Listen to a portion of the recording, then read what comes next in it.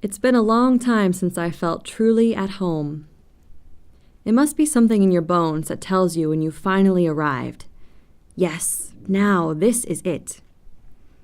Until then, I keep moving from place to place, staying in borrowed homes, nestled in the web of family, living alongside parents, sisters, nieces, and nephews, or in the sanctuary of friends, sharing their cramped corners in the great cities of the world.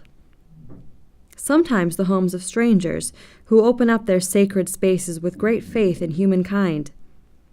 I've even lived in castles built with the remnants of someone else's life, but never my own, always looking out through someone else's windows.